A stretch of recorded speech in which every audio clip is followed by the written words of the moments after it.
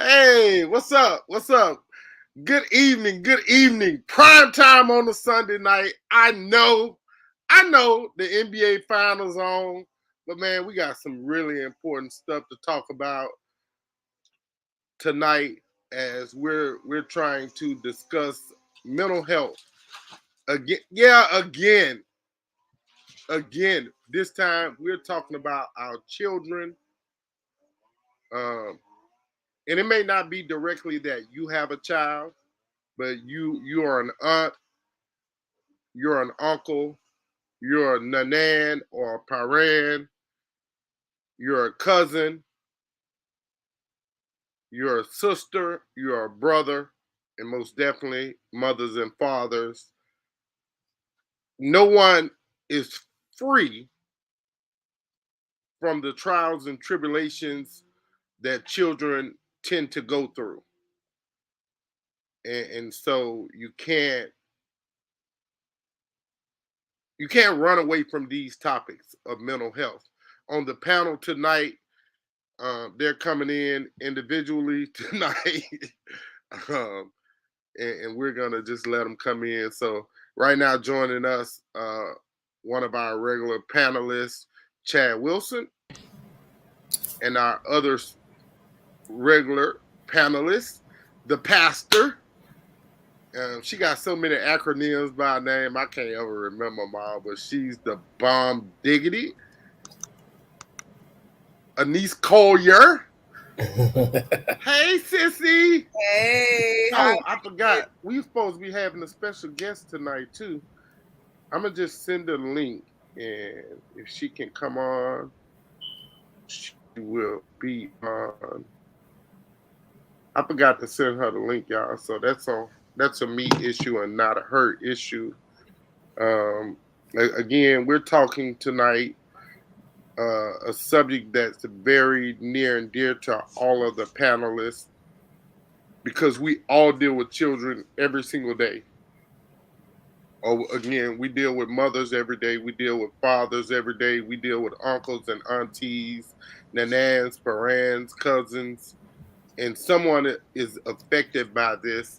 And as we're talking about this, I'm in a large, very large group text with a bunch of very kind-hearted, loving men called the Barn Brothers out of Geismar, Louisiana, and one of the police officers put in a group text today that a 23-year-old young man in the Ascension Parish or surrounding areas that was at the Tanger outlet in Gonzales, Louisiana, today murdered himself.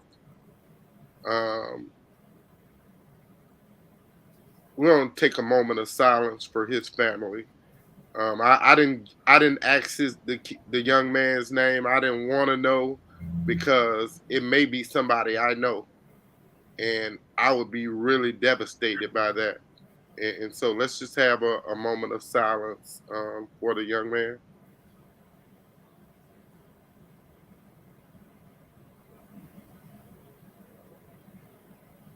23 years old may be at the age of an adult, but technically not always are 23-year-olds full-fledged adults. In today's society, kids are thrust into the world and they're not ready. They're not ready. They're not ready to fight in wars. They're not ready to go to prison. They're not definitely not ready to become addicts or alcoholics. Depression is real. Anxiety is real. And the only way we find out how we become better at helping our youth be better, more responsible adults is by having the conversation and joining the conversation. Don't be afraid to join the conversation. Chad, you got something on the opening?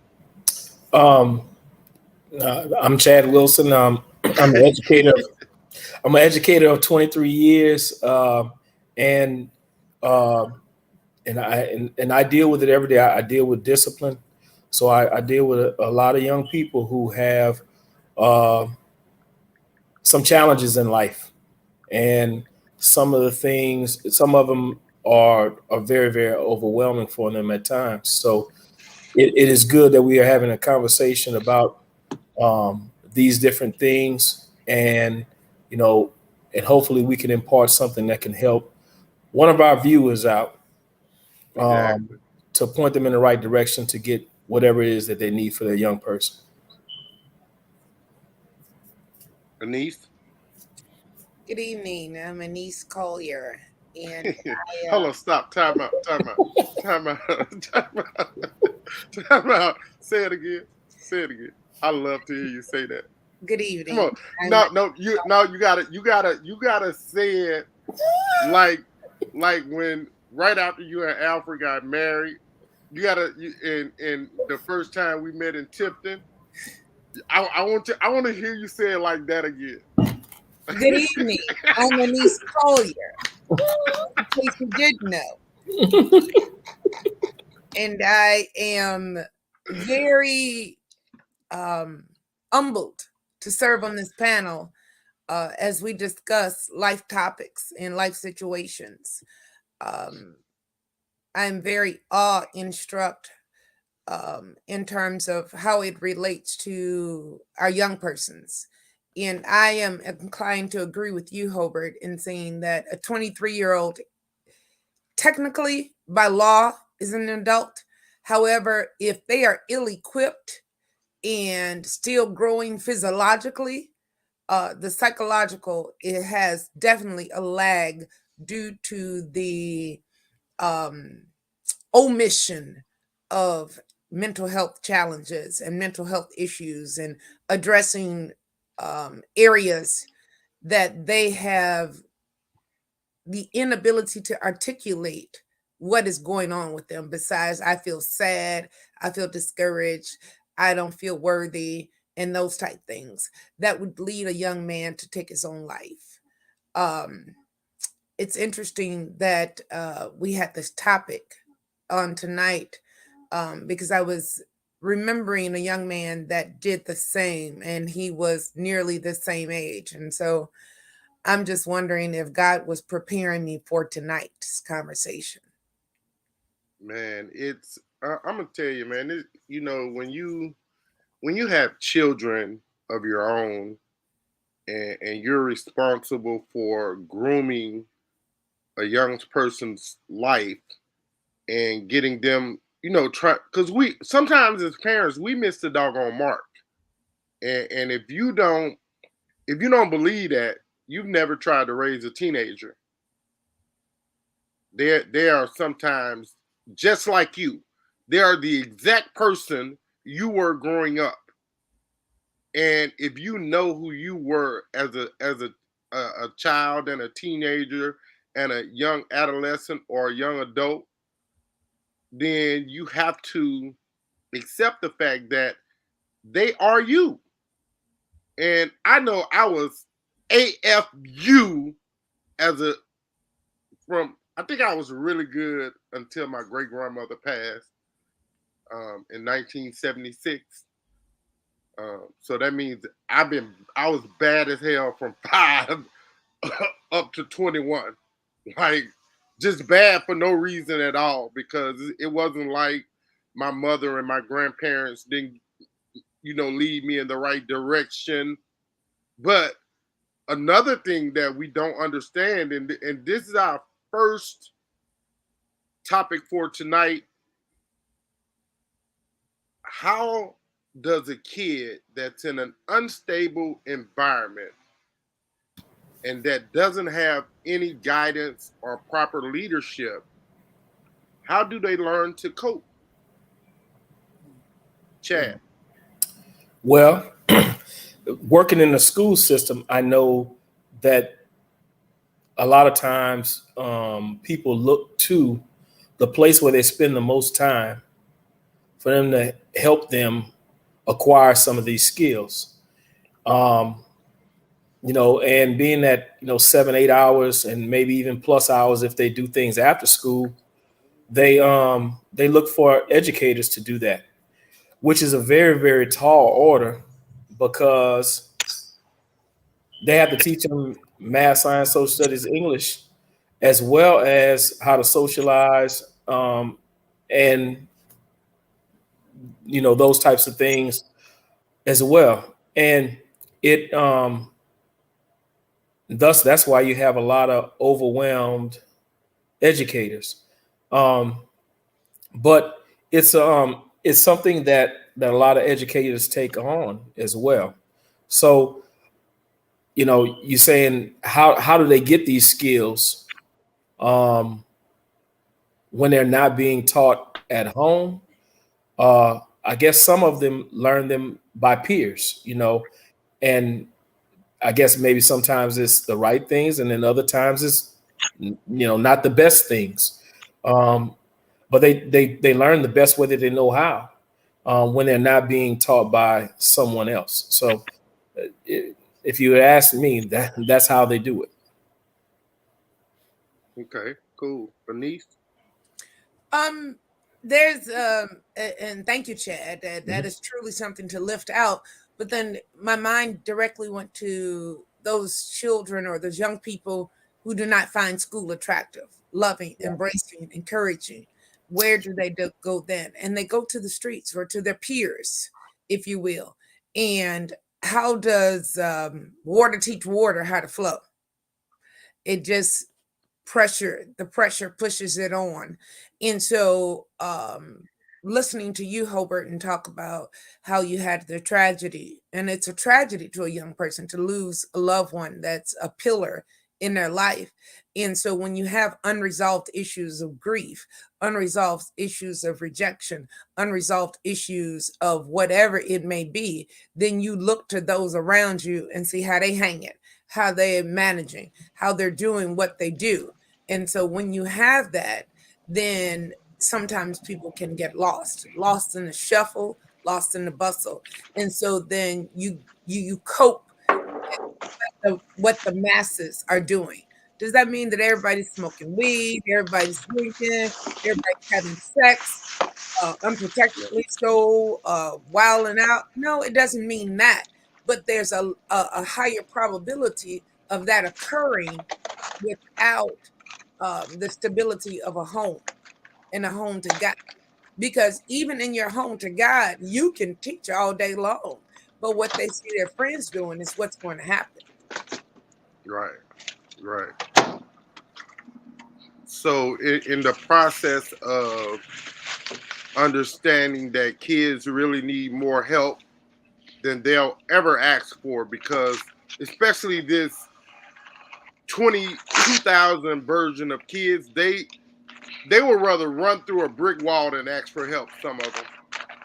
And the bigger issue is kids that are growing up in an inept, I hope that's the right word, inept environment.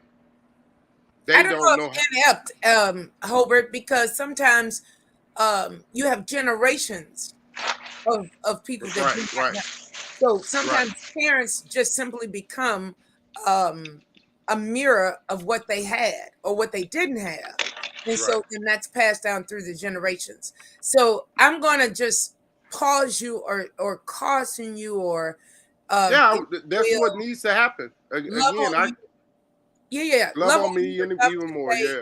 Yeah, love on you enough to say let's stop pouring or speaking the negative into there. And sometimes it's just what you don't know. If you can't do what you don't know.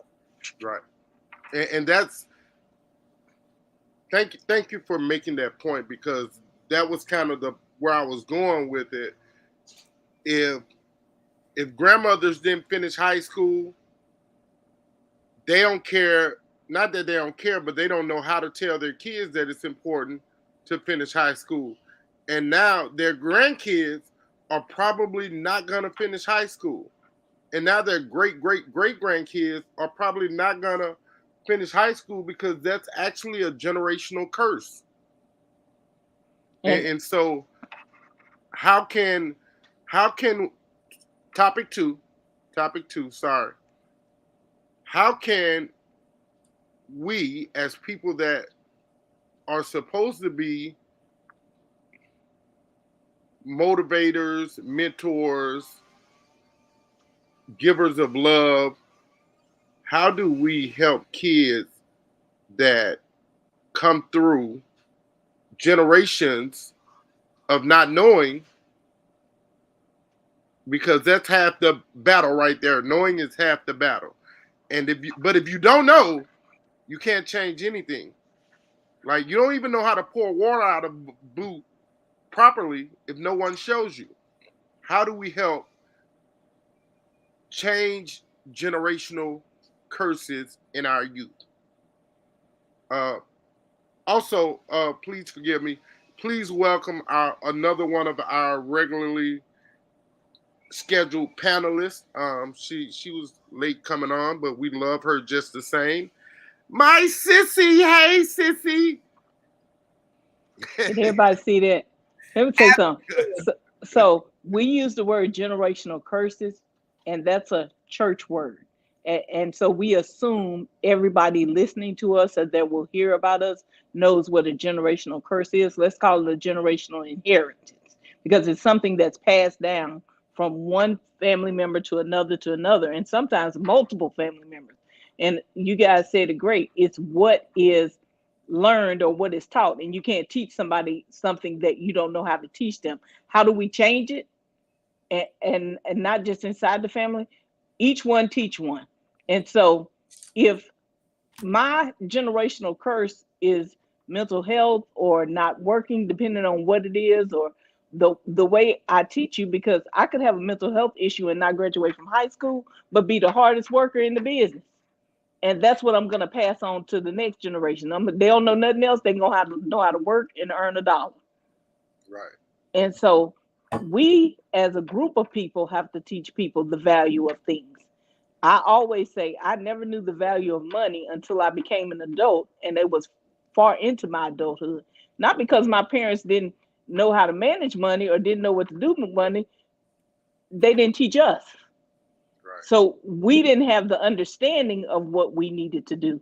And one thing my grandfather used to say is understanding beats the world, or understanding rules the world.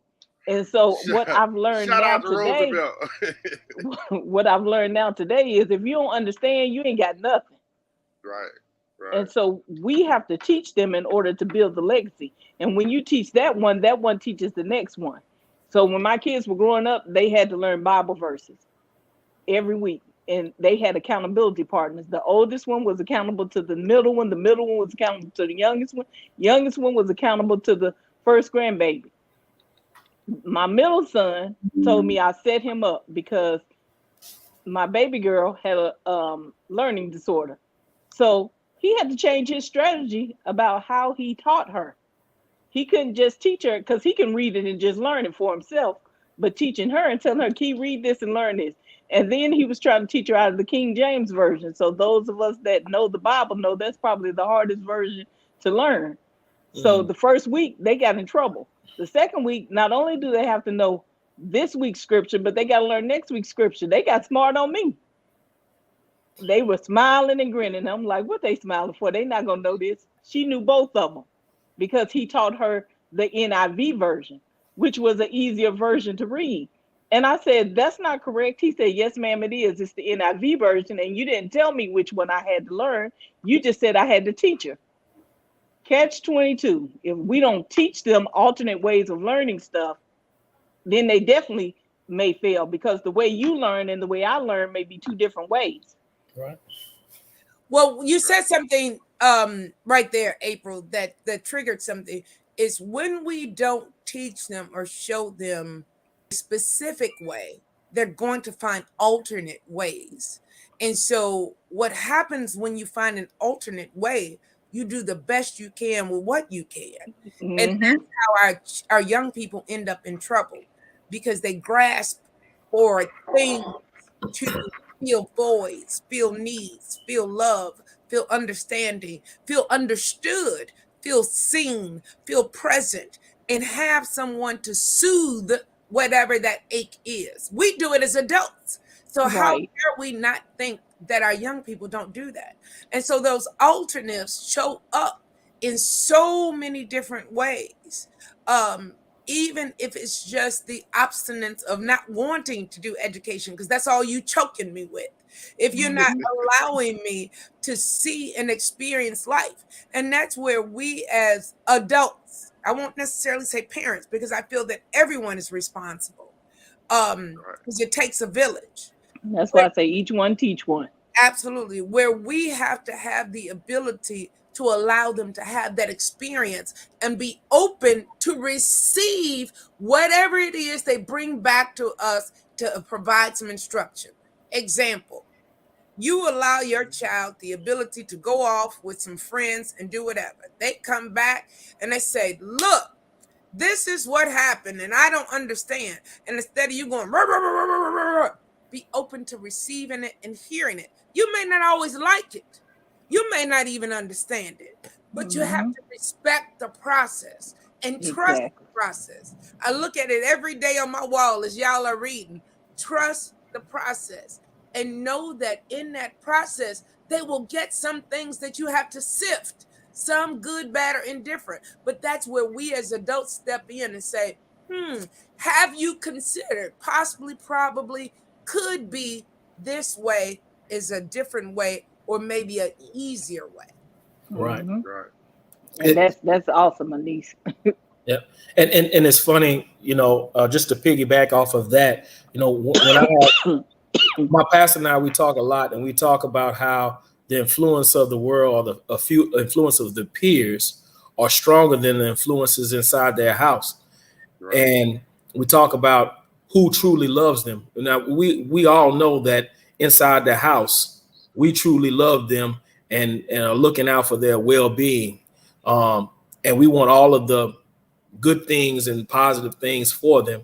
And that the world and their peers don't necessarily always, have the same interests in them. So I think the challenge in it all, especially when I have young people come to my office, is, to get them to actually kind of analyze and sift through on their own, the choices that they made, even their ways of thinking, and then present options for them, and then let them kind of figure out, hey, this is best for me, or this is not best. This is not the best thing for me. And I think once we could get them to start being able to think on their own and figure things out on their own, but with a little guidance, things they will make, we can trust that they're going to make the good decisions when they're out with their peers, because that's the thing that we fear the most. We fear the most whenever they're out. Okay, Chad. We fear. That's what we fear. Right. Because they have to do it. Absolutely. Because you know what one of my children said to me? I said, and she said, look, mommy, you have to trust that what you put in me is good enough for me to manage and to cope and to handle it. Right. And I am here with a soft place to land. Right. And I was like floored. The soft place to land is my part. But the piece about we have to trust that what we put in them. But I want to go back to what Hobart asked. And that is when they don't have that.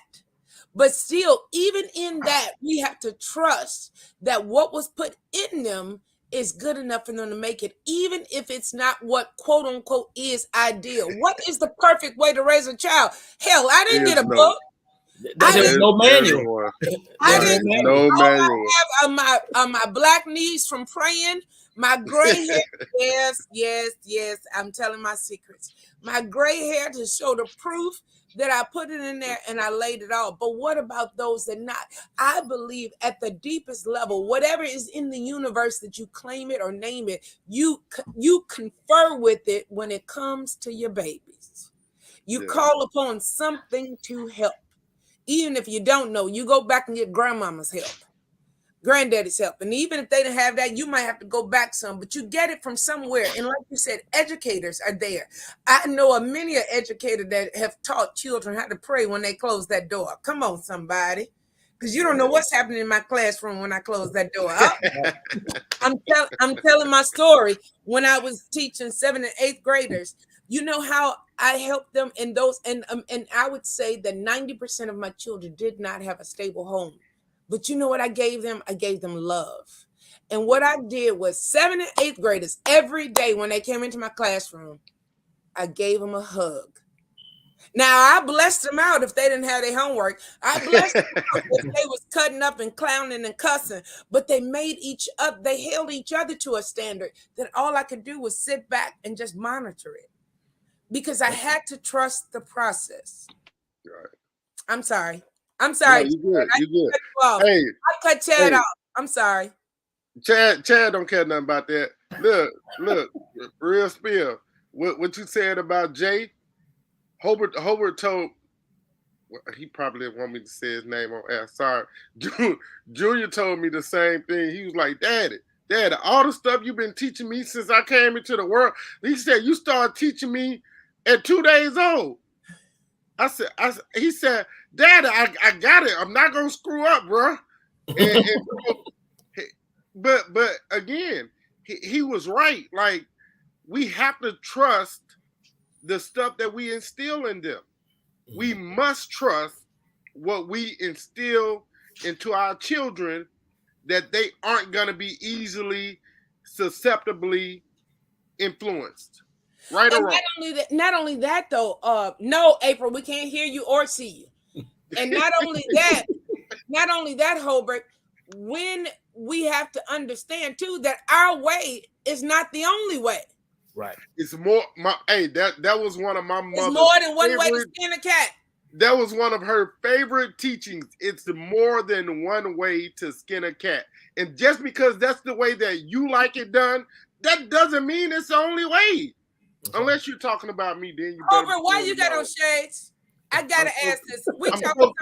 I'm so cool today. I gotta wear shades. No. We talking about something so serious that folks need to see your eyes and connect with you. So watch this right here, though. Watch this right here. You know I be crying and stuff. That's no stuff. But your tears may help somebody. Come on, don't get me started, because we talking about something serious. For you to be hiding your eyes. So you know I take this extremely serious. But what I don't like doing is if those tears start flowing, I don't be liking people to see me crying. Well, transparency is what's needed, because what comes from the heart reaches the heart. Tell them, Rev. Tell them, Evangelist. Out of the heart flows the issues of life. And what I was going to say earlier is we got to trust what we put in them for real, because we think they not listening, they listening. We think they not watching, they watching. They hear all, they see all. They really know more than what we give them credit for. One thing my son told me was, because this was my problem child, so y'all hear me talk about him a lot. And I won't say he was a bad kid or a horrible kid, but he was the one that gave me a lot of push because he had a lot of mouth like me. And so that's the other thing that we have to be careful about. We can't beat at them what we put in them. Right. And so one day he said, beat you when I want to. I do all these things because you know I love you. So one thing he told me one day was, he said, "Ma, I get it from you." And I said, "You get what from me?" He said, "This smart mouth." And I said, "Oh, you sure right." And I realized at that moment I needed to handle him a little different, because my mama probably was saying, "I'm gonna choke this little girl right here," because my little mouth was smart as heck. And so when I really realized that what I was putting in him was definitely in him, he butt called me one day. He never realized he called me. He's having a whole church service with his little friends, and these are little thugs amongst the thugs. I call them the highest thugs. They ain't got no church in them. They ain't trying to go to church. They don't know nothing about church. And he said, "I'm telling y'all, let me show y'all." He quoting scriptures and reading scriptures and everything, showing them. And I'm thinking, where in the world did he get all this from? And so when he came home, I said, "Chris, who were you hanging out with?" And he names the little kids, and I'm thinking, really? He said, "Why you asking me that, Ma?" I said, "Because you called me." He said, "I didn't call you." I said, "Oh yeah, you had a whole conversation." And I sat there and listened. I said, "So y'all was having church or something?" He said, "No, I had to show these clowns that I know what the Bible say." I said, "It is in him." And what that little the M&M's commercial say, they do exist. They So do what we exist. They do exist. And the other piece of that too is that you have to understand. You know, yes, you name certain children, but even my oldest, one of our older children went on to say, "Ma, I got this. I got this. I got this." And I'm sitting here thinking to myself, "No, you don't. No, you don't." And he said, "I got this." this. It's so incredible when they tell you they got it because they really, really do. Because we have done it over and over. And like you said, actually, April, it's not what we say, it's what we do. Because they want to be able to walk the walk and talk the talk. And so the interesting part is I had named the children certain pet names. One was a mini me, one was a twin, one was a quiet and shy and funny and good times. And they all have their different personalities. But the difference is one of them, I said, you can't be me at 4 and I'm 4. You got to be me when you get my age. And so the thing about it is, it's the truth. They emulate, imitate. But when we get back to this thing called mental health, they even pay attention to how we handle crisis. Right. And that was, if I may, that was this morning's message, the sovereign of suddenly. What happens when we are in the middle of crisis? Do we cuss? Do we scream? Do we holler? Do we roll on the floor? Do we do all that stuff? Or do we call on a higher power than us? Now, for me in my house, I'm going to call on the Lord. I'm going to say, Lord, have mercy, even if I'm doing whatever it takes with this young person. And as we journey, that's what happens. Not too long ago, we shared that we lost one of our young people. And the very last conversation we had with him was about church. Was about not just church, because we are the church. So let's get it straight. Let's get a definition here. It's not the building. Right. Each time you see every one of us that's a believer, you have in church. Because where 2 or 3 are together, I'm in the midst. Yes. Amen, somebody. But I said that to say is that they remember, they hold on to, they latch on to, even if it's someone not in your quote household, you still can be that light for them in knowing how to handle. It's okay to be sad. It's okay to be down. It's okay to have grief. It's okay for those things, but you don't stay there. That's the thing about it. Yep. Because remember, everything we experience, we are made in the image of God. So all of these emotions we have, we are natural beings. Understand that. But we have to understand the supernatural that supersedes the natural. And that's how we call upon our help. So how do we speak to our young people and say, you can be sad. Let's talk about it. Let's go through it. Instead of telling them, no. You know, the first thing, boys, don't cry. Boys, don't cry. Boys, don't cry. That's a lie. Right. Look at Hope. Okay. On that verb, been crying right there, we're gonna change gears. Wait a minute. Can I ask you a question? One question. When did you learn how to cry, Hobart? All his life. The day my mother told me. The day my mother told me it was okay to be me. When my mother let me know it was okay to be me, I ain't give a freaking frack what nobody thought. So, and see, that's the thing. We don't give our children permission to be themselves. Right. So topic three, and we'll have 20 minutes on this. Topic 3 is a really serious topic, and we as adults can't handle this. It's anxiety, it's depression, and so as adults, we have probably our own financial resources or transportation, or we have an idea of how we probably should handle it, even though we may not handle it in the right manner. But children aren't financially responsible because everything they get from their parents, if their parents have it at their disposal. Children can't be at practice on time. They can't get the Bible study on time. They hungry. Hell, you don't go in my kitchen and cook nothing. But Children have anxiety. Children have depression. How do we get kids to open up more and be verbal and vocal about what's going on in their mental? We got to figure this out. And that's why we're going to do 30 minutes if we need instead of 20. Go, Anise. You said Denise something got 20 very, of them by herself. you know what? You know what? Don't come for me unless I send for you. I love you, Anise. Watch the clock. I'm gonna watch it. I was just saying though, that was a true statement. He gonna give us 30 minutes and you can use 20 of them by yourself. Now he gonna give me a Chad. He gonna give, it ain't nothing towards you, it's towards the moderator. He gonna give me a Chad 5 minutes. And Oh, so you know what? I defer until April. How about that? I'll wrap it up. April should defer to Chad then, because she can talk her tail off too. go right ahead, Chad. Go, Chad. Well, I have a technique that I use in my office, in the discipline office at school, and I have a technique I use at home that me and my wife use. And so when we talk to our kids about different things, we use the term "speak free." And when we say "speak free," it means you can say whatever you want to say with no there has to be respectful.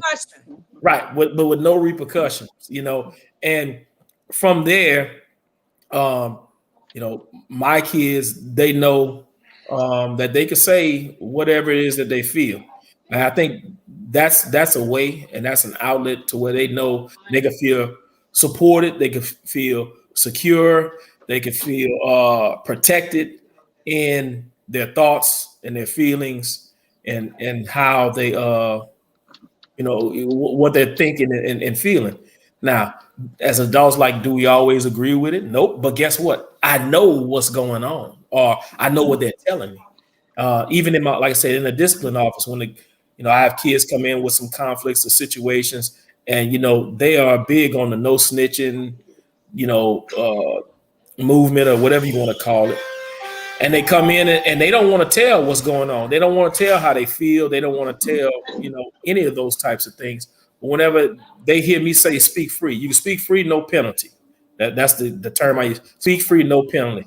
And they go to fussing and cussing, and they tell them who they don't like and what they don't like and how this person make them feel. And, they sick with this and sick with that and all this and all that. I get a great idea of where they are and what they're, how they feel. And it gives me a really good opportunity to direct the conversation into a way that they can, whether it's a coping situation, whether it's dealing with a situation, even how to even approach their parents with whatever the challenge may be. Because a lot of them don't even want to, they'll tell me stuff they don't tell their parents, because they're in fear of how their parents will react or behave as a result. So it's a great idea how we could move towards some to wellness, to where they in a situation where they could be comfortable with what's going on. So that's what we use. We use "speak free," and there's probably a plethora of other techniques, but I know that always, I'm not saying always, but it's a really, really good tool when it comes to seeing where kids are and getting them to open up. That's a good name, Chad. I never had a name for it because I always told my kids that you can tell me anything you want. I may not like it, but we're going to figure out how to work through it. And you got to be respectful. And they were okay with that and being able to open up with me, not just my kids, but my kids' friends. And so, like you said, I was able to help them be able to talk to their parents and tell them, it's not what you say, it's how you say it. And so we have to try to understand them as well. And what I've learned is most parents, we don't try to learn them. We learn what we already know in the back of our head. And so if our parents say, don't say nothing, keep your mouth quiet, sit down and shut up. And, even from the aspect of just sending my kids to school and the teacher called and instead of listening to what the teacher says. And then sometimes you got to say, okay, let me get back with you. This causes for you to have to know your kids, though, what they will do, what they won't do, how they will react. And not can we be 100% accurate with this, but just having basic knowledge of your child. And then I go and have a conversation with said child. So I got a call today from Mr. or Mrs. So-and-so. What happened in class? Now I got your version, her version. And if they don't quite mesh, guess where I'm going next? To the classroom. I need to borrow a couple of students. What happened on said day? Now I can kind of figure out what happened in the process. I know how to handle you, and I know how to handle the teacher. And we're going to come to a common agreement. This ain't going to happen no more. And a lot of times we beat our kids down, and that messes with their mental ability because we beat them down so. And Hobart was talking about the finances and being able to get from one place to another. They don't have any control over that. But that comes a part of us as being a parent, a responsible caregiver for our kids and providing them with the resources that they need. And when you have these speak free conversations, then you're able to see something is changing, something is not right. And in biblical terms, our spiritual discernment kicks in because we're in tune with the Father and we're in tune with our children. And he's saying something ain't right, something ain't right. I used to tell my kids, my gut don't lie. And so when my gut is tingling and something is going on, oh, we gonna have some come to Jesus meetings until I find out what it is. My son had to go to counseling. He gonna kill me, but he all right. He grown now. And he told me, I'm not saying one word. If I got to go in there and talk to somebody, I'm just gonna sit in there. I ain't talking to nobody. I said, and if I got to pay a $40 copay and you don't talk to nobody, don't expect me to buy no Jordans, no jackets, no jeans, no nothing. He said, really? That's stuff that you're supposed to supply for me. I said, I'm supposed to supply your healthcare needs too, and this is a part of your healthcare needs. So if you don't talk, you don't get none of that. We have to be real and real honest with our kids when it comes to all aspects of their life, mental, physical, spiritual, you name it. You know what? You guys said a mouthful.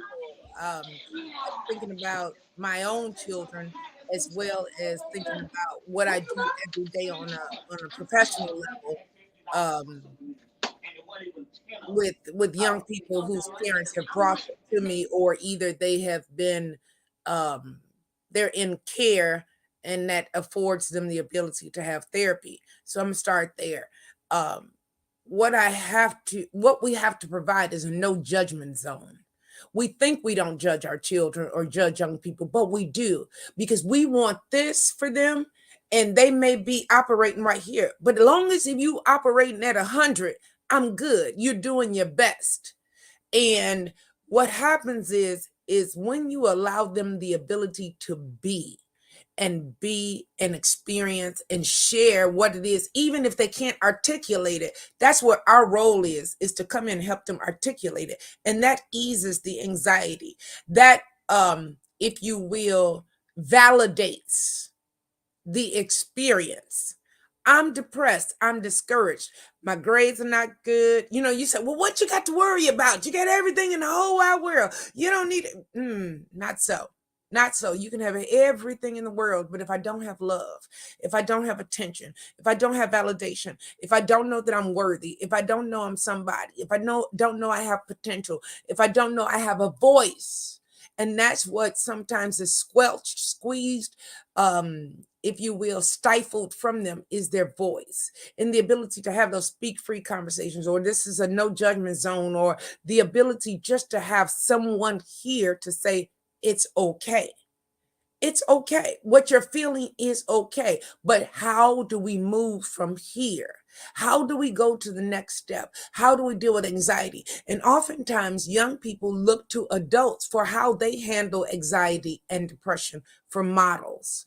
And believe it or not, these $1,000 computers they hold in their hand is how they get answers to some of their questions, good, bad, and different.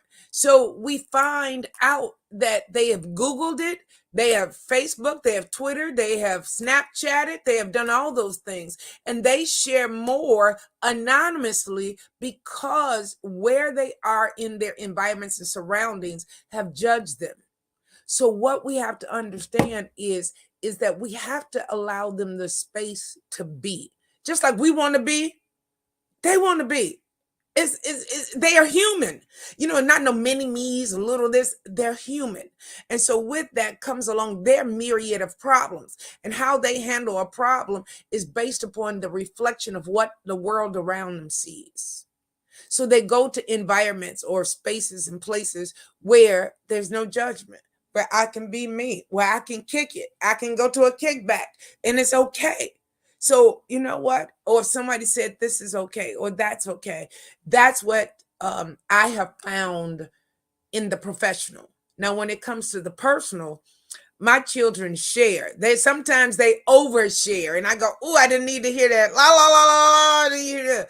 But I'd rather you talk to me about even your sexual experiences and what it felt like and what it looked like and what it smelled like, and you like blown away.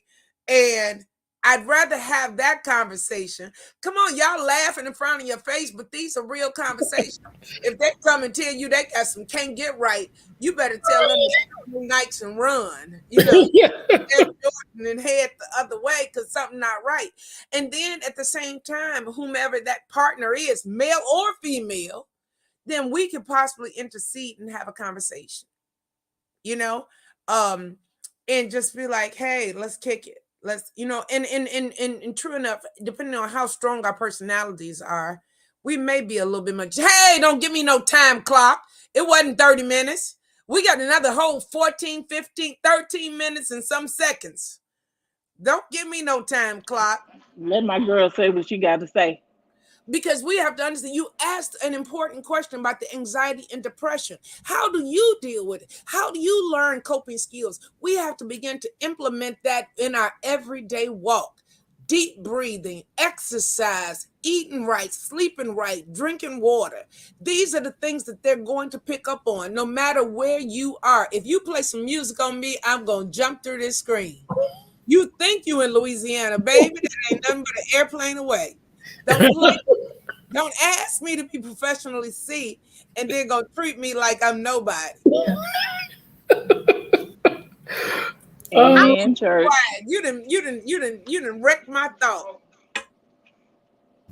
Now I gotta unmute the mic and be Hobart. Hobart is not the nice guy. Life off the bench is pretty damn nice. Hobart, not so much. I don't care. If you don't finish, you better. The thing about it is we have to do coping skills, and we have to normalize that these are seasons for a reason. And the reasons for the seasons are sometimes to experience, stretch our bandwidth, couch conversations about what it means to be authentically them. You don't have to be anybody else. You don't have to impersonate anyone else. All you have to do is be you. And whoever that you is good enough. Now, what's the stuff on the inside? Because whatever's inside is going to come out. Like when Hobart talked about he's not a nice guy. Come on, somebody. I don't know how y'all two related because it don't look that way to me. Besides looks. Say mama and dad. Ain't that something? Girl. I was just playing. I'm the nicest person on earth. You know what? I want to hear it. Talk to the hand. No, but all seriousness. I love you guys, man. You guys are the best. When you talk about anxiety and depression, it's real, Hobart, because we don't want them to be 20-somethings, 30-somethings, 40-somethings, and have nervous breakdowns because they don't know how to stretch a dollar. Are we giving them life skills? Are we giving them conversation skills? Are we giving them professional skills? Do we show our children how to have fun? Some of us don't laugh and talk. Smile. I tell my children I laugh and joke, but I don't play. And that means I'm able to have a conversation with you and laugh at myself. We want to, and that doesn't mean a hill of beans when it comes to life, and life is kicking your butt. I told my children I'd rather beat you up inside the house than you go outside and get whooped. And when April talked about children and parents in school and teachers, I told my kids, if a brick is coming, you sure better tell me. Because if I get hit with the brick, I'm going to pick it up and beat you. And that opened the door to the conversations of what's going on. So if my children get in trouble, they don't have a problem with calling. If other young people get in trouble, they don't have a problem with saying, Miss Anise, this is what happened this week. I messed up. How did you mess up? I did so. Is that messing up, or is that just a different way of things should have been handled? And we have to take the edge off of stuff. Now, if they robbing, killing, stealing, destroying people's spirits as well as their own, and their mind and their time, then there are some what you call deal breakers. See, for me in my house, it was if you lie to me, you'll steal from me, and if you steal from me, you'll kill me. So that's how I stopped the line, because they were scared if I killed my mama, huh? You knew my mama. That was one of her favorite things. Girl, listen. And I live by that. Man, so don't lie to me. You don't have to lie to me. I may not like it. I may not even understand it. I may not even know what the impulse was. But if you can teach them to calm down. Calm down. My children say, you doing too much. I say, you doing too less. Mm-hmm. So come catch me. Come catch me. I'm all but dissertation. Come catch me. I'm hustling. I got 4 jobs. I'm Jamaican. No offense to anyone watching. No offense to anyone watching. But come catch me. Do something positive. Be a good citizen. At the end of the day, just be good to yourself and be good to others. That's my 20 minutes. Hobart, I know you said we was only going to do this for 30 minutes, and this may be for another show, but this has to be said as well. And these can get us there. But mental health, in some cases, is inherited. Absolutely. Absolutely. You can't get around it.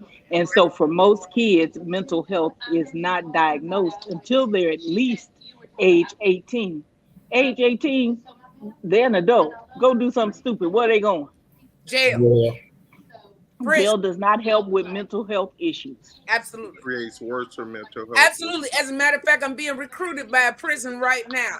And I'm like, look, I wouldn't mind doing it, but that means I'm going to be locked up.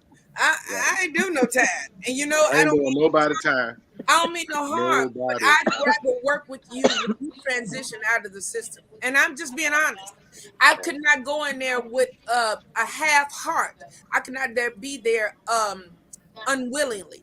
And to speak to your point, April, mental health is inherited. Schizophrenia, anxiety, depression, bipolar, I can go on, eating disorders. All those things are inherited. So I gotta stop you there. And that will take us into topic 3A. 3A? 3A, yes. They conjoin together at the hip. So when we talk about children and we talk about anxiety and depression, and my son, my middle son, texted me the other day, and his favorite word is "What up, Dad?" And I said, "Life is kicking my ass." He said, "Well, oh, Dad, I understand that, because now he has to get up and go to work for himself, and he's responsible for himself now." But topic 3A is when kids don't have an outlet, someone to talk to, something to do, something creatively constructive to do, then that oftentimes, more than not, leads to kids at 9, 10, 11, 12, 13, 14, 15 years of age, which the mind isn't near about in any way developed yet. They turn to drugs, they turn to alcohol, they turn to sex, and they turn to the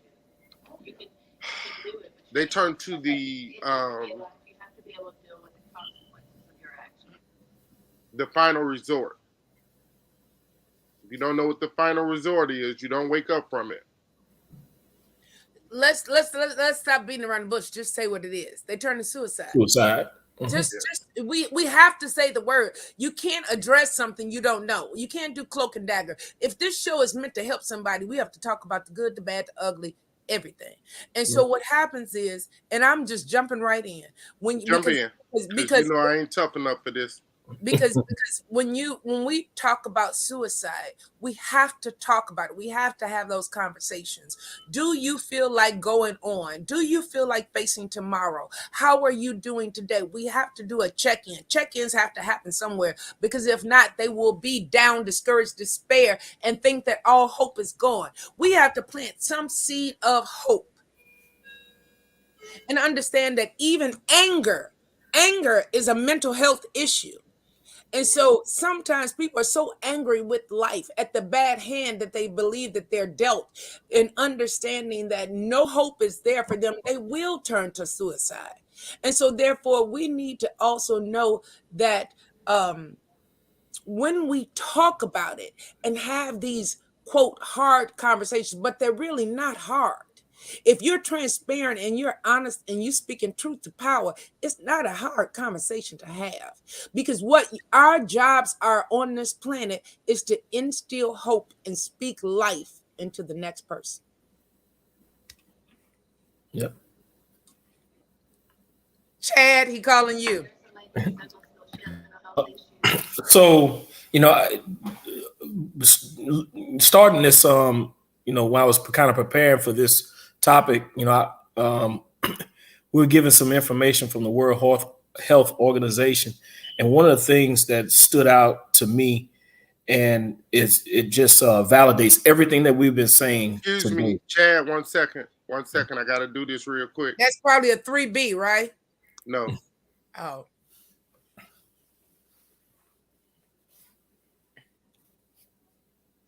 Okay, go. My bad. So one of the things that just really pretty much validates everything that we've been talking about, it says, this is from the World Health Organization. It says failing to address challenges, mental health challenges in adolescence is likely to extend into adulthood. So, I mean, it's talking about, so we're talking about, the things that grandmama passed down to all of us and all those different things. It's the truth, So I guess the challenge in it all is, how do we stop that? How do we kind of draw a line and say it's not going to go past this point, and and so also in that document, it also said that protective and supportive environments. We got to start creating protective and supportive environments. Safe space. And those places have to be in our families. Even if we have families that, that's maybe stricken with poverty, abuse, violence, all these different types of conditions, there has to be a place for these young people to go so that they can be nurtured, whether it's in schools. And I'm telling you, sometimes the school is not that place. Sometimes there's some things that's going on in school, and it's unbeknownst to all of the adults there, because kids are going to do stuff when the adults are not looking. So we have to create and have these different places for these kids, and even in the community, whether it's the your neighborhood programs, your church. I would like to believe that the church would be the epicenter of healing, but many of the young people are not attending. I mean, why? Because mama ain't going, grandmama ain't going, so forth and so on. So they experience church hurt. Come on, Chad. And that too, absolutely. And that very well is, or can be, or sometimes the reason why mama don't go and grandmama don't go and whomever don't go. So we have to create that within the church as well. The church should be a place for healing. You know, from it shouldn't be like the world. You know, and yes, the church is made up of people, you know, who are human, who make mistakes, but it should be the place where everybody is on the same page and on the same understanding, under the same doctrine, under the same things, to where they know grace and mercy and forgiveness and all those things, to be able to heal. You know, we make mistakes, but guess what? We are better people in that we know that Christ died for us, so that we could be, so that we won't be judged. We should do the same thing. Judge not, lest ye be judged. Matthew 7:1. Absolutely. And I know another thing, last thing that it talked about the different elements that helps young people remain well. And it talked about healthy sleep patterns. So we have kids that don't. I remember when I taught in Chicago, we had kids that were staying up all night doing, all kinds of things, and they couldn't perform well in school. Exercise. We have a generation of students and young people who don't go outside for whatever, for sometimes for safety, sometimes for, whatever the reason. They don't go outside and they don't exercise. We've been talking about coping skills, how to manage emotions. And you notice it didn't say fix, it said manage. Because guess what? We all have,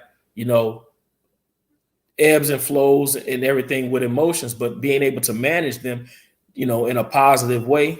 Interpersonal skills. I see this in the school all the time. We have, young people who cannot interact with one or lack the skill. I'll say lack the skill of interacting with one another in a positive way. They do negative things and they feel like, that's the way that I could tell a person that I like them. But, they don't realize that it's doing the exact opposite. And then the last one that it listed was problem solving skills. We have to teach young people how to solve problems in a positive way, in a favorable way. So. Hobart was mouthing a whole bunch of stuff, and I'm the only one unmiked, so I'm going to. Oh, that April just came off mic. But I want to say one thing. I thought he was saying you go next. Oh, did he? Okay. He did. Okay. So, Proverbs, very good book.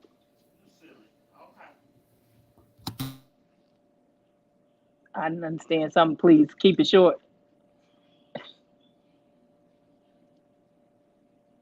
You know what I said. Something. Anise know what I said. Okay. So, Proverbs, very good book. One scripture in 21 says, train up a child in the way that he should go, and when he's old, he will not depart. This next one, some of you parents must have had your ears covered because you missed it. Parents, don't provoke your children to wrath. Those two go hand in hand. You can't do one without the other. And when he said don't provoke them to wrath, does that mean don't discipline? No. But we got to train them up in the ways they should go. Because they don't know, except we teach them. We can't provoke them to wrath because that makes them angry, bitter. Chad said earlier, they don't get no coping skills. They don't know how to handle stuff. And we got enough generational kids right now that they don't know how to handle anything. And so therefore, when mental health issues come knocking at their door, they act out.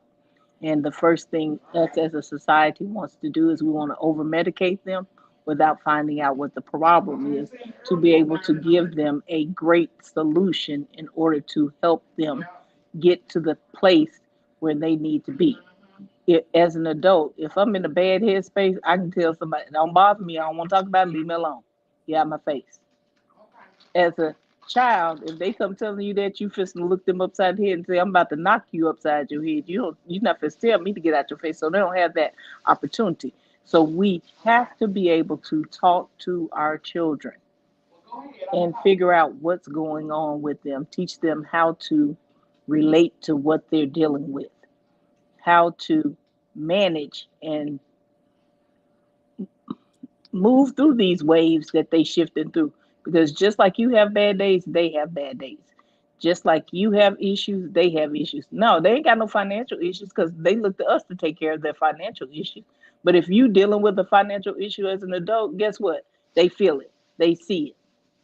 And so then they try to figure out, well, what can I do to help my parent make this better? And that shouldn't be their responsibility or care either. So sometimes we put too much on their plates and give them too much to have to deal with. We should just allow them to grow up in the place that they're in. Teach them how to be responsible children so that they become responsible adults. Teach them financial management. We enroll them in football, we enroll them in basketball, we enroll them in dance. Let's enroll them in some financial management classes. Let's enroll them in some mental health classes, even if ain't nothing wrong with them. So because some of this stuff we don't know how to handle, we don't know how to deal with. I'm telling you, I got my counselor on speed dial that I will call him. I call Dr. Jesus, but I'll call my physical counselor too. And he just happens to be a Christian counselor. And we talk about Jesus in my counseling sessions. And he say, talk it out loud, Miss Talk It Out Loud. What are you here for today? I don't even think you need me. I said, I do. I need somebody to tell what I'm thinking inside of my mind so they can hear it and hear what I think and make sure I'm on the right track. That's our jobs as parents. Take what's inside of our kids' minds, make sure it's a good thought, a positive thought, and keep them on the right track. This is the type of stuff we need to be passing down through the generations, not get somewhere and sit down, be quiet, and shut up.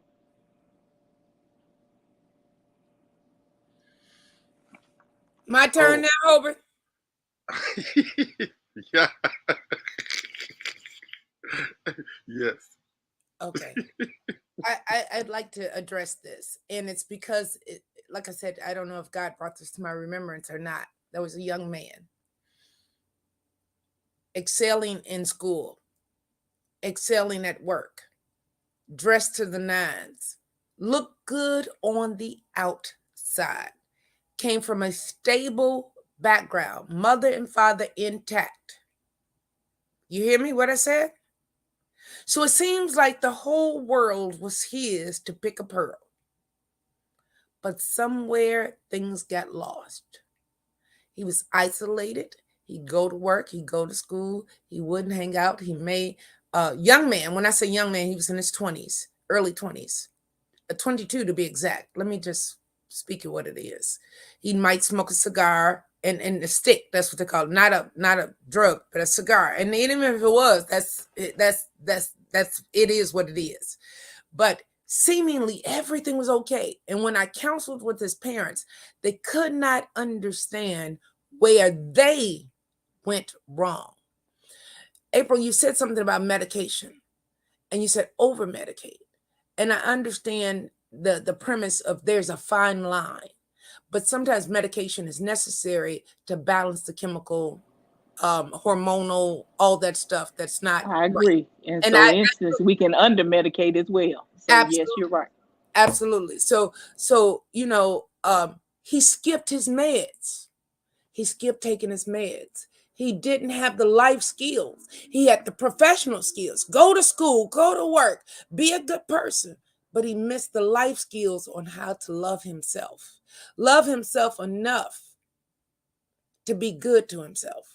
And when we don't display us loving ourselves, the young people around us do not know what that looks like. They do not know what it feels like to love yourself, the good, the bad, the ugly. I made some mistakes. I fell down, but I got up. We don't want to tell them about our past, about our story. But the word of God says, by his stripes, I am healed. It's our testimonies that we have to give to these young people. So when I sat with his parents, they couldn't understand where they went wrong. And I said, that's part of it. I said, but understand this. You didn't do anything wrong. Sometimes things happen. And why do they happen? To bring attention to what we're going through. As April said earlier, mental health is hereditary. The father suffered from depression. But that doesn't mean that depression is unsurmountable, that you can't cope or manage, as the World Health Organization says, or Psychology Today. We have to look for the signs and know the signs. Sometimes they're vocal about it. You know what? I'm done with this. I'm through. I'm tired. Fuck the world. And I'm just saying like it is, because that's what one of my young people posted. And I got right on the phone. Hey, what's going on? Because when they begin to say something, make something happen, it's our jobs to step in, to be paying attention. We don't pay attention. We so busy in the mirror, and I'm just using the phone right now, but we so busy in the mirror looking at our situations. Oh, woe is me, instead of instilling hope. The way you feed somebody is you feed them. You give them something to go on, and you'll be fed in the same thing. People always want to be on the receiving end. What about the giving end? When you give, then you get what you need. And so this young man somehow had internalized all of this pressure to be the best, the pressure to go to work, the pressure. And what happens to a pot when it's pressured? It boils over or explodes. And he took his own life. So we have to normalize that pressure. Intensity comes, but it comes just like gas. It accelerates and then it decelerates. Sometimes we have to hit the brake and just breathe. Take a moment and just breathe. Calm yourself and just breathe. And then understand he was going to therapy. And the therapist maybe didn't go the other way. I wasn't a therapist, so I don't know. In this capacity, I was the preacher. But I was here to say that there is something that we miss. We have to be looking. All of us have to pay attention. All of us have to pay attention. Sometimes we have to get out of our own way and our own mess. I'm so, I got to get me right. I got to get my weave. I got to get this. And you miss what's going on in your kids' lives. I got to get my fit. I got to get my fit. I got to keep my shoes clean. And you're so busy looking down at your shoes and you don't see your own child standing there looking for help. A young person that you can reach out and touch. I miss that. I said some of the kids be barefoot and the parents wearing red bottoms and stilettos. That shit ain't cool. All day and twice on Sunday. But what I'm saying is we cannot miss. And one of the biggest indications that someone has lost all hope is when the light goes dim in their eyes. But if you're busy looking at everything and everything else but them, then we miss that. My tom-tom drum has been beat. Man, I'll say this. I'll say this until my last breath. You guys are the very best panel of experts that I've ever seen, because you give you guys make me a better host and a better moderator. And even though I've been to a few schools, I never went to a 4-year university, and that doesn't make me any less than anyone else, but that means something to me.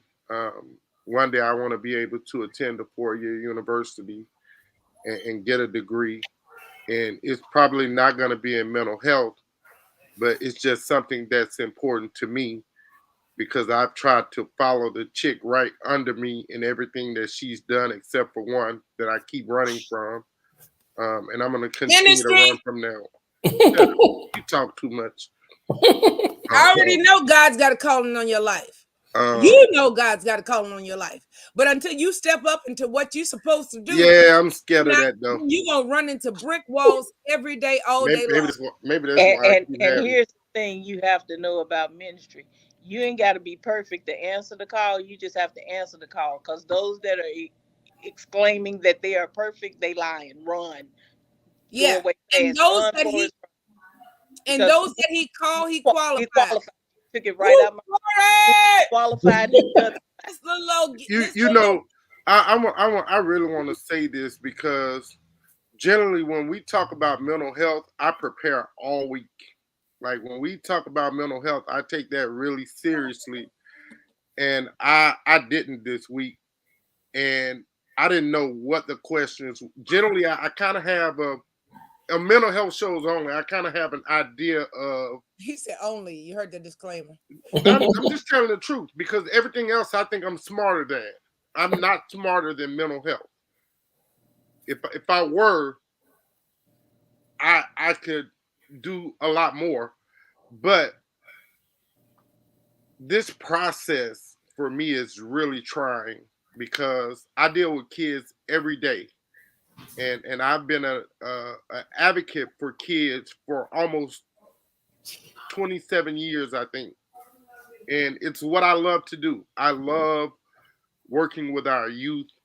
I love the fact that I get to see them at their best and at their worst, and most of the time kids tell me their deepest, darkest secrets and their deepest fears.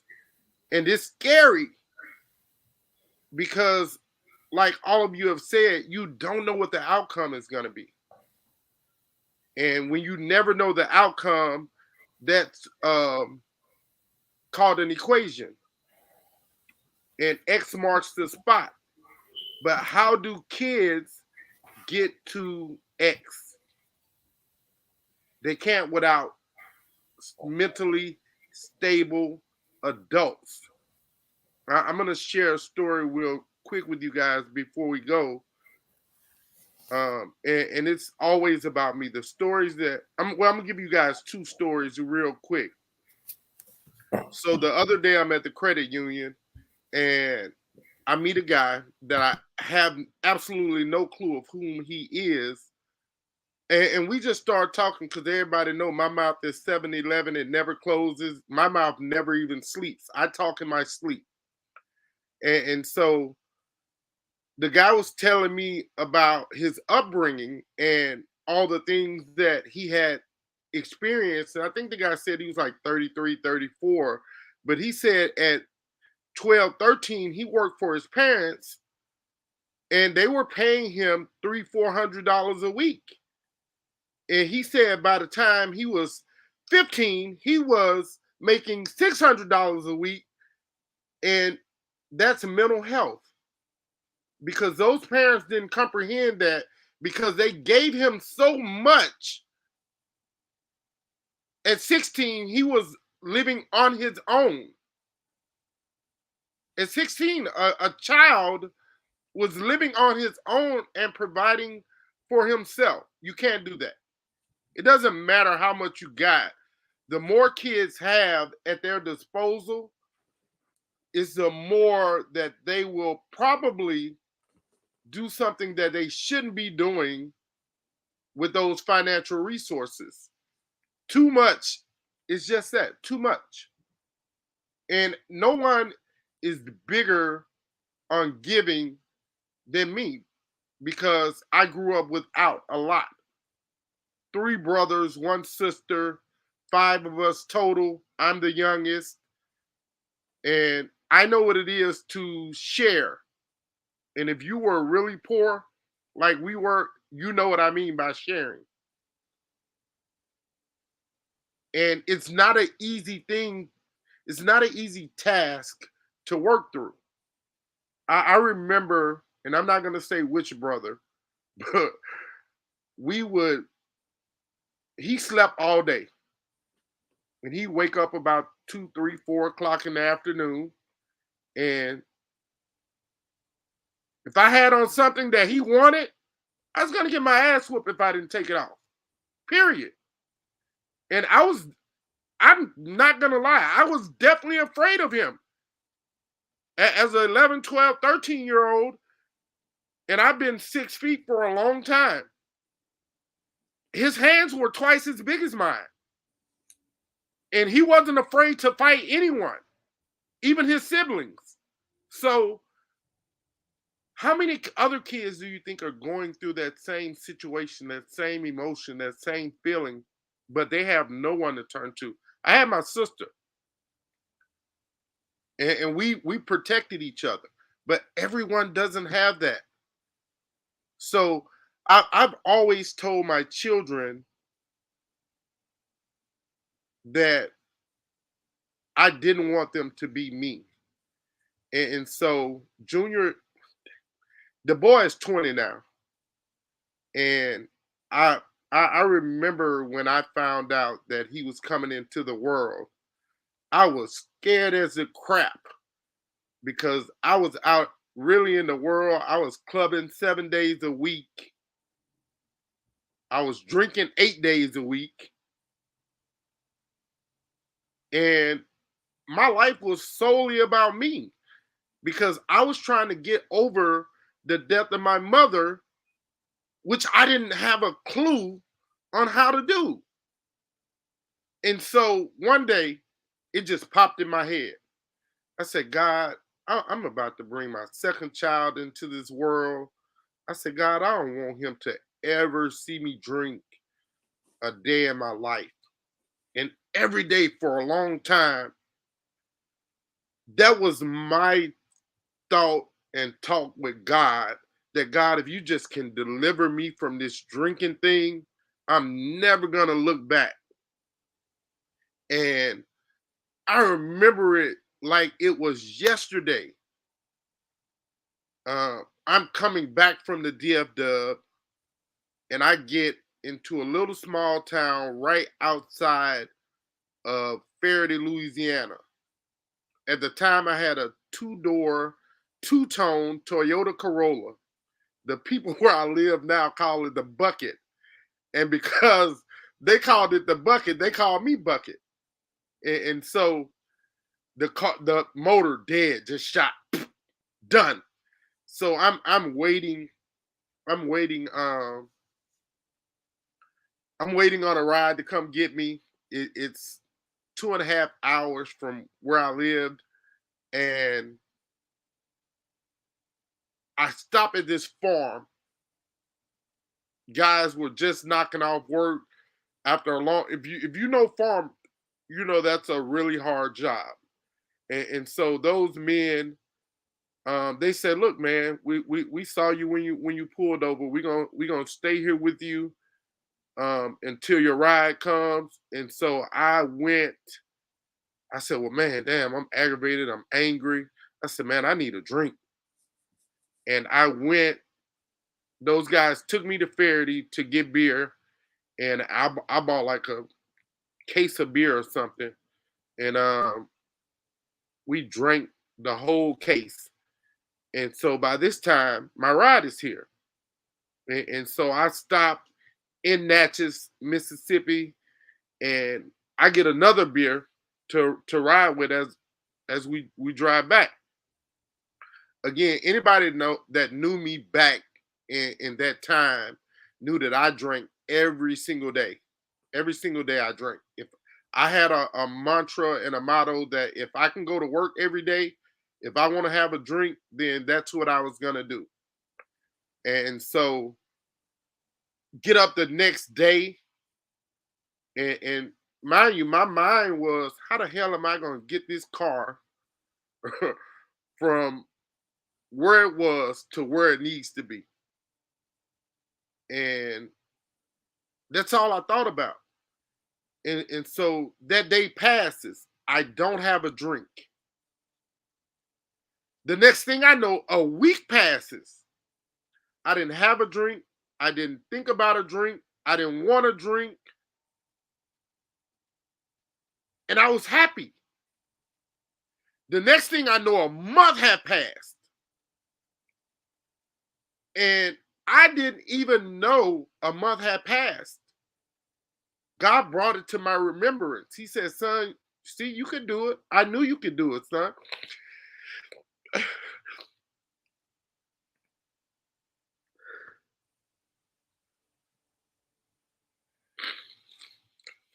From that day to this one, God has kept me in my sobriety because I promised him that if he did that, I would never take a drink again because I didn't want my kids thinking that drinking was a way to deal with and cope with life. We have to teach our kids better ways to deal with life. And sometimes all you got to do is be there to be a listening ear. And when they finish their words, the next thing you do is just tell them you love them. Because 8 out of 10 times, that's all they want to know is that somebody loves them and that they have somebody that they can talk to without judging them. And so, again, as parents, sometimes we want to tell our kids this or to tell our kids that, but that's not what they need. They need your attention. They don't need Jordans. They don't need Xbox X's. They don't need PlayStation 8s. They definitely damn sure don't need the high crotch. Worst thing ever invented was tights. Stop letting your children wear these damn things. All you're doing is asking a grown, perverted man to look at your child and offer them something that you can't give them. And once they do that, their life will never be the same. Kids don't need drugs, they don't need alcohol, and they damn sure don't need sex. I did it again, y'all. My passion sometimes gets the best of me, and I give y'all real life stuff from my own life, because, like the pastor said earlier, I believe that's the only way we can help one another is by being truthful from the heart. And if you can't do that, then all you're doing is wasting 1 hour and 26 minutes and 25, 26, 27, 28, 29, 30. All you're doing is wasting time. And so those are my final thoughts. Y'all got something to say, man? I'm kind of effed up right now. Y'all can just take it. Go ahead. Just everybody provide support for your kids. Listen. It's nothing. As a final thought, there's nothing that wasn't said today that I think can't be of help. Be supportive of your kids. Listen to your kids.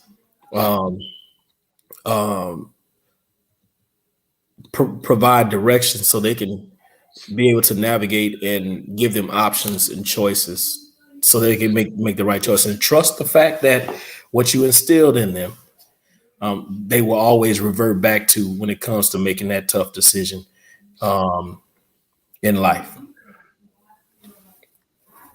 Wow. Niece. I'm not sure where to go here. I'm an emotional creature. Because when I see my brother and remembering when and thanking God and being grateful in that moment for that grace and for that mercy, Right. I think about it from a pastoral point and think about the healing and the love that needs to take place in order for us to move from point A to point B. But I also want to think about and add this too as a caveat of who I am completely. And that is I cannot forego the fact that I am professional in this profession, rather. And that goes without saying is that we must pay attention.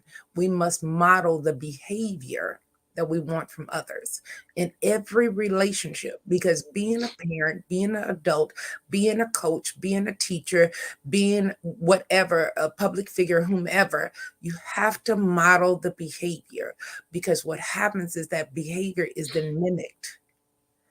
And if you don't model self-love, self-respect, self-worth, then you are not going to get that delivered to the young people in your life, that they matter, that they value, that they have a voice, that they can be honest, that they can be truthful. If you tell them don't lie, but every time they see you, you tell them to lie. Right. That one. Oh, I thought I was muted. My bad.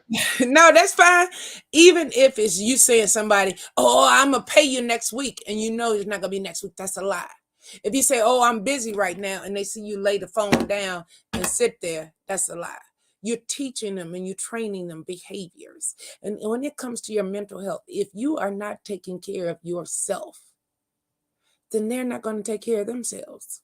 If they see you not making yourself a priority and always saying yes to everybody for everything, and then you spent and you don't have anything else to give to anyone, including yourself, that's what they're going to think, and think that behavior is okay. Martyrdom is gone out the door. You have to love yourself first and put yourself first. And that doesn't mean egotistical, idolizing yourself or anything like that. It means you're loving yourself, because you are what? Wonderfully and fearfully made. And because you are wonderfully and fearfully made, then you have to be good to this good thing. And I'm going to be good to me best I can. And I have learned the ministry of no. I just lied on public podcasts. I'm learning the ministry of no. And even my children have had to check me. How is it you keep pouring and pouring and pouring and preaching? Don't pour, because you're going to end up pouring from an empty cup. I can preach it, I can teach it, I can share it professionally, but I have to practice it. Because until I practice it, it will not be a possibility. I will not have the potential to flourish. It will not have the potential to do all those things. So when you are good to yourself, then that means you take care of your whole self. You wouldn't leave a broken arm unattended, so you can't leave a broken mind unattended. You got to get your mind right and understand that I'm going to take care of all that I have. Because if not, it's going to be stinking thinking. You muted. Yeah. That's the sermon right there, sissy. That's a sermon. I love it. Man, hey, thank you guys for joining us for today's show. Next week's topic will be friendship. What is the value of how many of us have them? Friendship. Hey, ones we can depend on. Friends. And so we're gonna talk about a few aspects of friendship, delve into a little bit of honor, a little bit of loyalty, a little bit of faith-based friendship. And then we're going to talk about the dark side of friendship. We all know what dark side of friendship is. Why we always got to go? What's your definition, dark side? Because you know what? If we're talking about hope, if we're talking about light, if we're talking about life, why the hell? I mean, why you keep going over to the dark side? Well, let me explain to you why I always try to talk about both sides. Because some people only know one side. But if you know both sides, now you can make a responsible decision about what type of friend you want to be. Because everybody isn't good friends. Everybody isn't my brother's keeper. Everybody isn't my sister's keeper. With some people. So in lifting, I have to stop you. So in lifting the light, let me make sure I'm in the camera. So in lifting the light and the good and showing and modeling the good stuff, hang on to the good stuff. It's enough. But you can't talk about backstabbers. That's what they do. You can't talk about liars. You can't talk about people who are dishonest. That's what they do. Cons, those that bamboozle you, discombobulate you. That's going to be present with you at all times. So we have to talk about and pour in the good stuff, what it means, what it represents, what it means to be honest. Oh, but you know bad days, dark days, and you've been knowing them a long damn. Girl, if you don't speak your piece, if you don't speak your piece. But let me answer this. I know your house at. I know your house at. Can everybody recognize the backstabber and this person, that person, that person? You they know when can't. it doesn't feel good. You may not be honest to yourself. That's a So lie. That's hey, a lie. I'm You gonna say know, this right you here. know, Well, hold up, sissy. no, Hold up, no, sissy. no, no, Hold up, sissy. no, Let me tell you something. no. So sometimes in life, the wolf comes in sheep's clothing, and they'll give you all the free alcohol you want, or they'll give you all of the free marijuana you want, or the free powder, or sometimes it's money. And like I've always told my kids, and I even tell I probably shouldn't, but I do because I try to be honest with her about what life really is, the good and the bad. When someone is giving you something too much, you better cover your mouth and your ass. I mean, your bottom, because it's coming. So again, and this just for me, we always discuss stuff as a group. I think that's one of the reasons why this podcast works so well, because one person doesn't make all the decisions. I always try to involve you guys in which direction we want to go in, because that means a lot to me. We have two degreed psychologists, sociologists. We have a master's degree in law enforcement. We have a master's degree in education. We have a life degree in education in our brother Chad. Like, we got too many great qualified people for me to make all the decisions. That's just asinine. So I got to go back because I can't leave this alone. I don't want to. I don't dwell in the garbage. No dark side next week, period. Okay, because this is my thing. When Chad asked the question, can you recognize it? When we begin to give the signs of how to recognize it, when it doesn't feel, use your 5 senses. If it doesn't sound good, feel good, look good, taste good, smell good, then you know it's not good. What happens is that we're in denial because we make something what we want it to be when it's not. Think about it.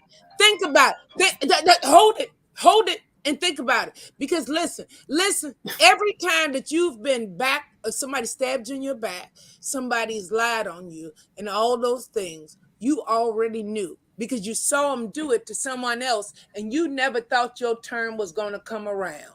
No, but that's not what I'm getting at. What I'm getting at is, I know that, and you know that, but does everybody know that? They do. I can. Well, and here's the reason why. Here's the reason why I say that, because why do no, Hobart, this got to go. No. This is my last statement.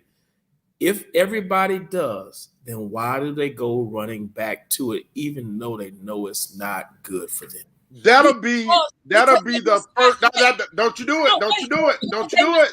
No, because we can't leave people hanging like that on this, because of the fact that they're feeling a void for something that's not there. Right. It doesn't mean that they don't know. It means that not they. Let me take all my. I'm getting them.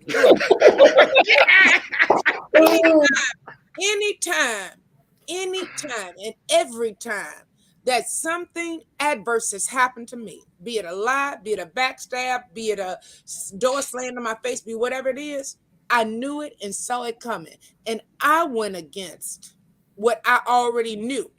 And every time, because you know why? I had seen them do it to other people.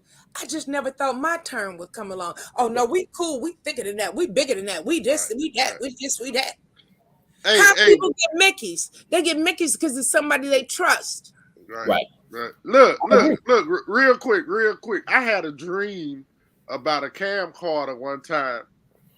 And this was a long time ago, even before I started, the little thing I tinker with now. I had a dream about a camcorder, and it was around Christmas time. And so I pull up to the Exxon in Baton Rouge, right by Essen, I think, Essen and Airline.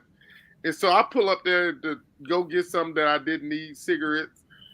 And a little guy out there with this nice looking thing that appears to be, you know how God went to the fig tree to get figs, and when he got there, was no figs in sight.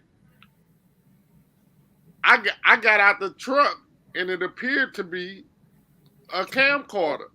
Once I got home and really looked at it, it was a toy. See, $100 gone.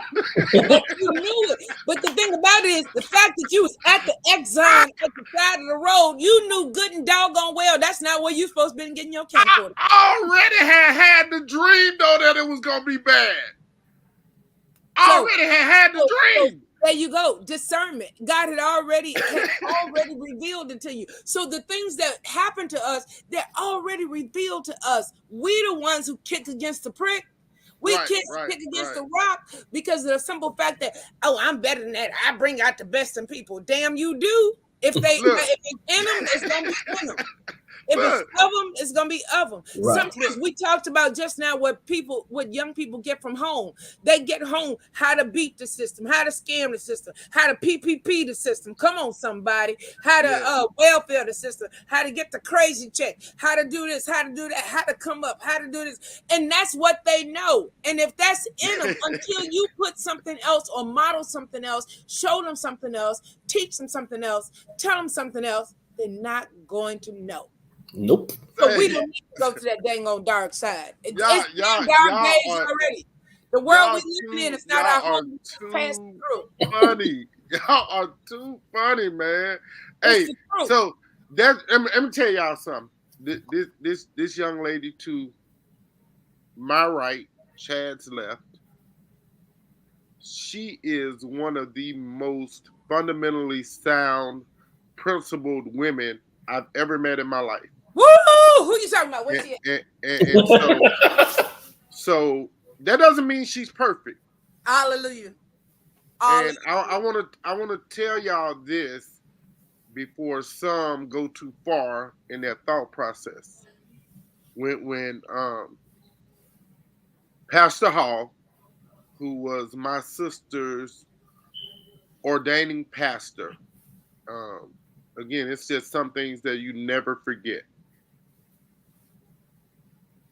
My sister had just finished doing her ordination sermon, and she said, I'm not talking to everybody else right now. She said, I'm only talking to the family members of Sister, at the time she was Sister James. She said, I'm only talking to you guys. She said, the first thing and the last thing that I want to tell y'all is that you guys think just because Sister James is getting ordinated to talk about and speak on God's word, that she can't be herself. She said she's human. And when the human element comes into life, that means we're all faulty. Amen. In some aspect. And so when you hear the pastor to my right make an exclamatory remark because of her passion flowing through her deepest mind. Like we're running a tight race on what passion looks like. And you just have to be a part of that moment to understand when we say maybe an explicitive, that we're not doing it out of spite. It's coming from a real place and real feelings. She's human. And again, we as humans are super faulty. So wait a minute, Hobart. I guess I'm going to say, I thank you so much for that beautiful and eloquent and soliloquy that gave on trying to clean up my character. Let me tell you something. My Jesus, the one that went into the temple. I know what time it is if they fix the channel. But my Jesus that went into the temple when they made a mockery of it. I'm sure he didn't say, oh, take your little doves and leave here. Nah, he didn't.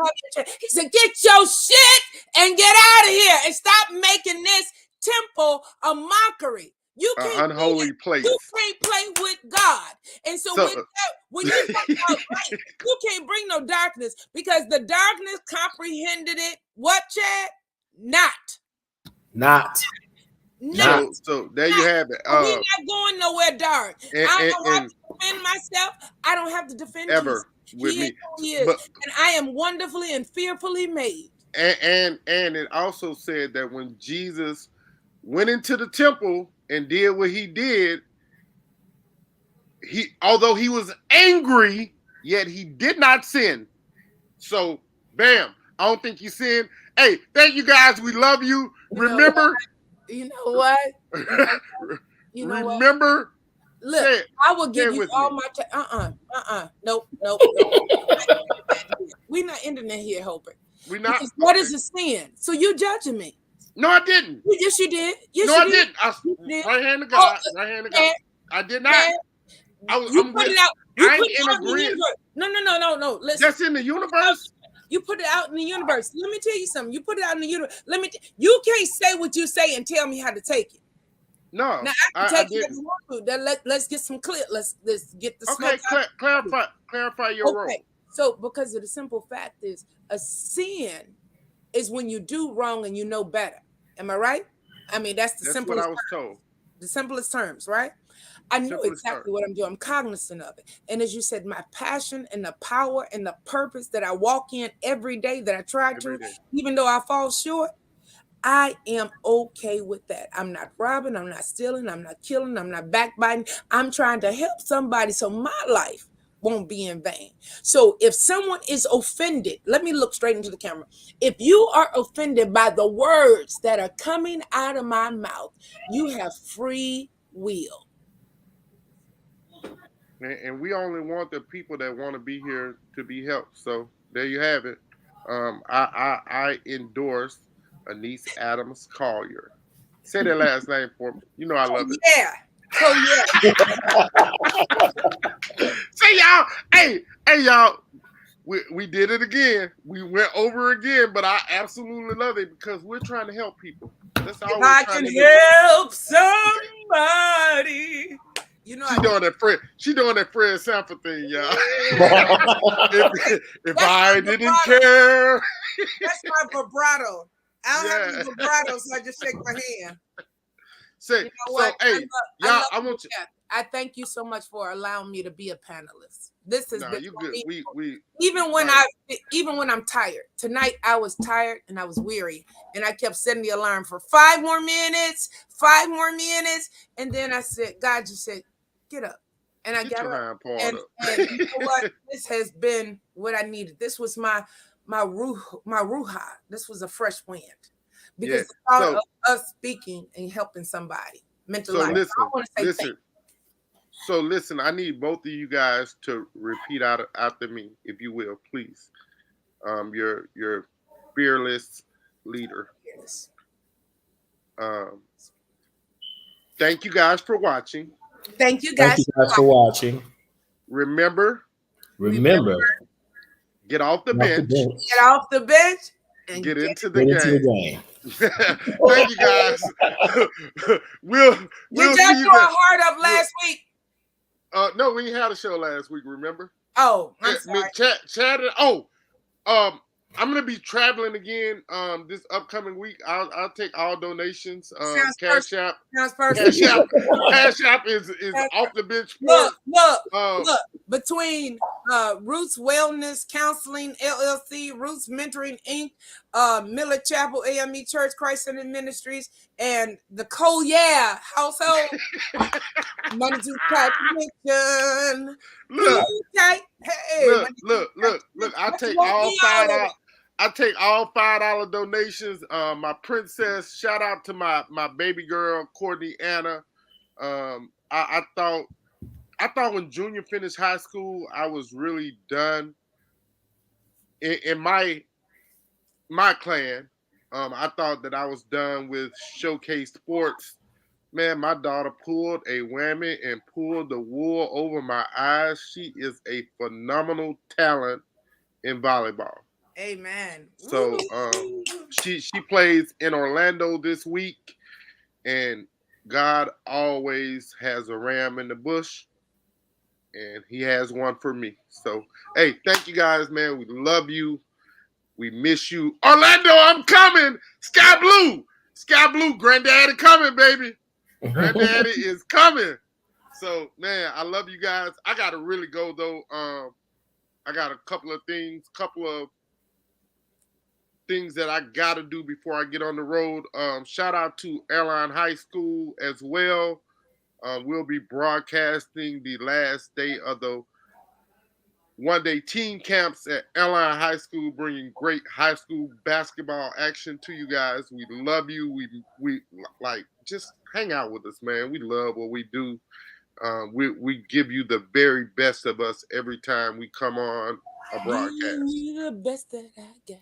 Yeah, AB. And I ain't talking about no dumb Antonio Brown. AB, Anita Baker. Yeah, I'm here ending the broadcast, man. Y'all play too much. Come on. Say Be it one good more time. to yourself. Say it one more time for me. Be good to yourself. No, not Thank that. you for watching. We No, appreciate not that. you. That last name. That last name. Oh, yeah.